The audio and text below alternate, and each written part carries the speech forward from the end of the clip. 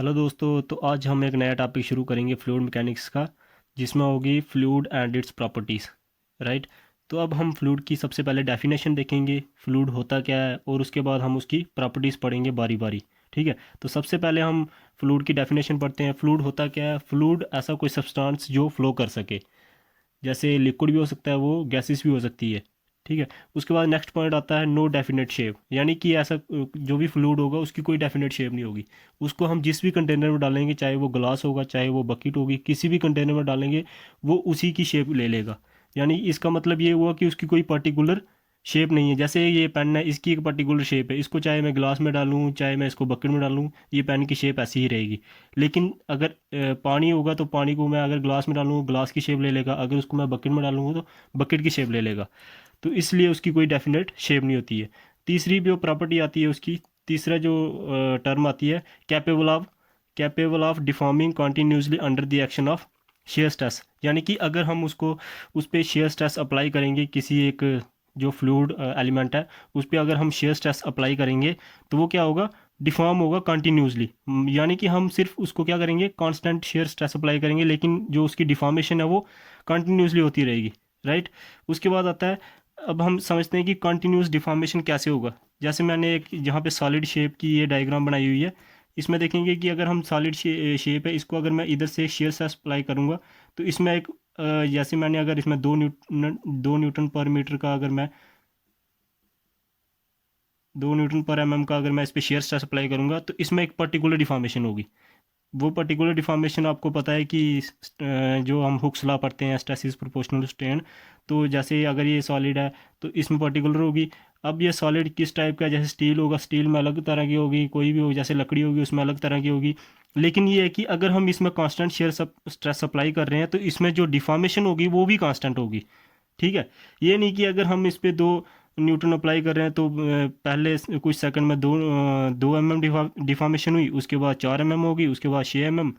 Shear stress constant है, लेकिन क्या हो रही है? डिफॉर्मेशन बढ़ती जा रही है, बढ़ती जा रही है। ठीक है। अब हम देखेंगे फ्लूइड में। फ्लूइड में क्या होता है? फ्लूइड में जैसे मैंने शेयर स्ट्रेस इसमें मैंने 2 न्यूटन पर mm अप्लाई किया, ऐसे ही अगर मैं इसमें 2 न्यूटन पर mm अप्लाई करूंगा तो इसमें क्या होगा? जो डिफॉर्मेशन होगी वो बढ़ती जाएगी, मतलब कंटिन्यूस डिफॉर्मेशन। इसमें क्या था कि फिक्स डिफॉर्मेशन हो रही थी। मतलब फिक्स्ड स्ट्रेन आ रहा था, जो स्ट्रेस की वजह से जो स्ट्रेन आ रहा था वो फिक्स्ड आ रहा था, शेयर स्ट्रेन जो होता है। लेकिन इसमें क्या हो रहा है? कंटिन्यूस डिफॉर्म होता जा रहा है। तो इसलिए जो फ्लूइड है उसको हम जीरो मेमोरी सब्सटेंस भी बोलते हैं। जीरो मेमोरी सब्सटेंस क्यों बोलते हैं? क्योंकि इस पे हम कांस्टेंट शेयर स्ट्रेस अप्लाई कर रहे हैं।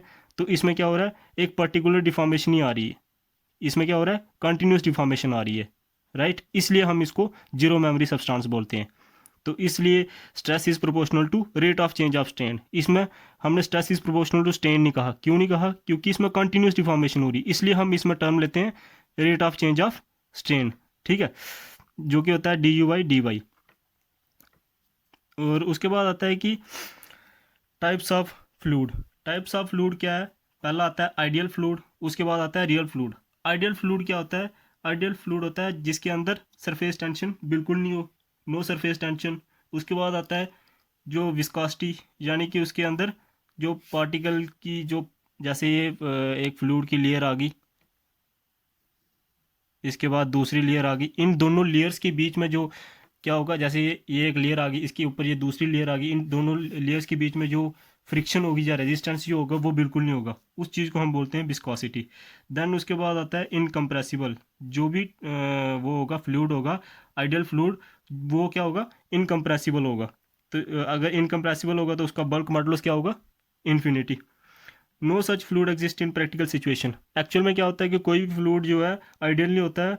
हम उसको क्या करते हैं, आइडियल की तरफ जो अप्रोच करता है उसको हम आइडियल मान लेते हैं।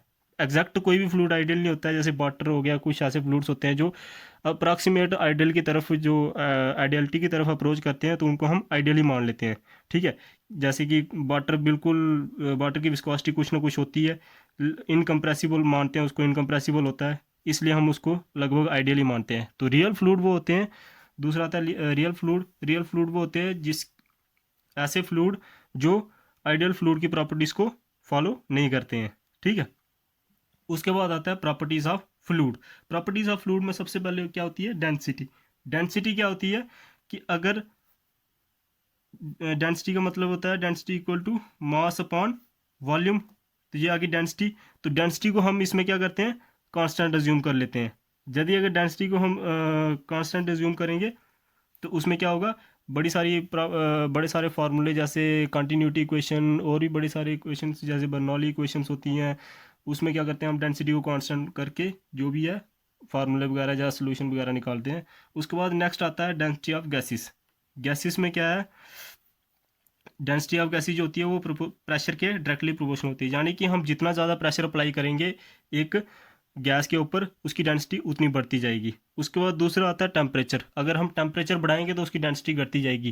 टेम्परेचर बढ़ाने से उसकी डेंसिटी कैसे घटेगी, जैसे एग्जांपल मान लो कि हमारे पास एक कंटेनर है, कंटेनर के अंदर गैस भरी हुई है। ये कंटेनर है, इसके अंदर गैस मॉलिक्यूल है।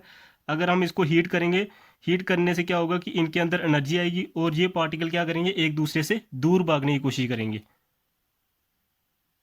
कोलिजन होगा और ये एक दूसरे से दूर भागने की कोशिश करेंगे। तो जब दूर भागने की कोशिश करेंगे इसकी वजह से क्या होता है, डेंसिटी इसकी डिक्रीज होती है। लेकिन क्लोज कंटेनर में तो सेम रहेगी। अगर मैं इसको ओपन कंटेनर मान लूँ तो ये पार्टिकल